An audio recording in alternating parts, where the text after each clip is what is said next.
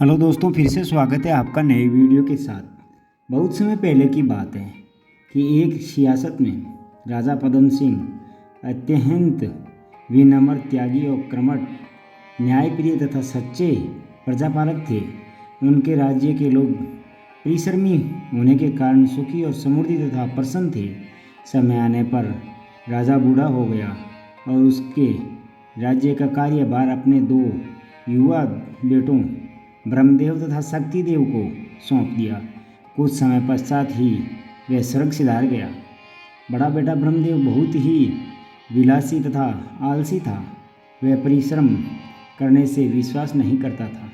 वह खाने पीने में भी नौकरों पर निर्भर हो गया।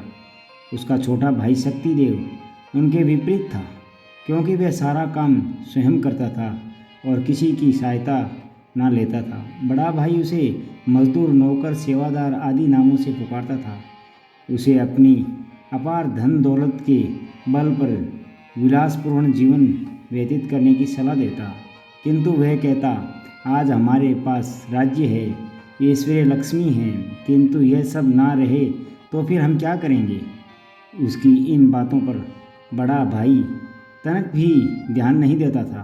कुछ समय व्यतीत होने पर राज्य में चारों ओर अराजकता फैल गई तथा जनता ने सरकारी आदेशों का पालन करना बंद कर दिया। सभी सभासद भी भंग आ गई। उन्होंने दोनों राजकुमारों से छुटकारा पाने के लिए षड्यंत्र रचकर बगावत कर दी और सेनापति ने राज्य पर अधिकार कर लिया। दोनों राजकुमारों को वहाँ से निकाल दिया। वे भूखे प्यासे इधर उधर भटकते रहे। फिर उन्हें एक पुरानी बात याद आई। सीमा पार नदी तट पर एक वृद्ध बाबा रहते थे। वे धार्मिक कार्यों तथा निर्धनों की सहायता हेतु उनके पिता से चंदा मांग कर लाया करते थे। उस समय दोनों भाई छोटे थे। उनके पिताजी के मरने से पहले उनसे कहा था कि यदि किसी प्रकार की सलाह या सहायता की जरूरत पड़े तो उसी बाबा को मिलना। वे बड़े दयालु हैं, तुम्हें निराश नहीं करेंगे। यह सब बातें याद करके वे बाबा को सारा वार्ता सुनाया और सहायता के लिए अनुरोध किया। बाबा ने उन्हें धीरज देते हुए बताया कि यदि वे उनके कहे अनुसार काम करेंगे तो उन्हें उनका राज्य वापस मिल जाएगा। दोनों भाई प्रसन्न हुए और बाबा की हर बात मानने का वचन दिया। बाबा ने कहा, सर्वप्रथम तो तुम्हें आत्मविश्वास के साथ कठिन परिश्रम करना होगा, क्योंकि परिश्रम ही ऐसी पूंजी है जो असफलता को सफलता में बदल देती है। भाग्य भी परिश्रम के पक्ष में रहता है। इसलिए तुम एक काम करो कि तट के समीप यह जो खाली भूमि पड़ी है, इसे साफ करके खेत तैयार करो, फसल उगाओ। मेरे पास सभी प्रकार के बीज है जो मैं तुम्हें बोने के लिए दूंगा।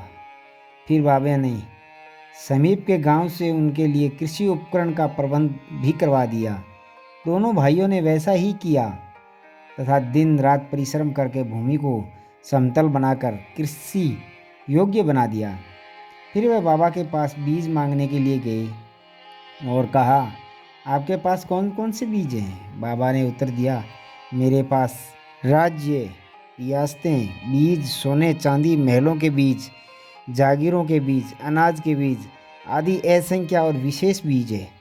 दोनों ने सोचा कि हम साधारण अनाज के बीज लेकर क्या करेंगे, क्यों न राज्य के बीज मांगे। उन्होंने जब राज्य के बीज मांगे तो बाबा ने कहा, अच्छी तरह से सोच लो, क्योंकि एक राज्य तुम पहले ही गंवा चुके हो।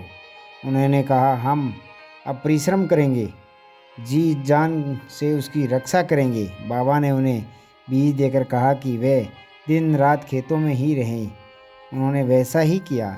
समय पर फसल पककर तैयार हो गई, किंतु उन्हें आश्चर्य व दुख हुआ जब उन्होंने देखा कि फसल तो साधारण अनाज की है।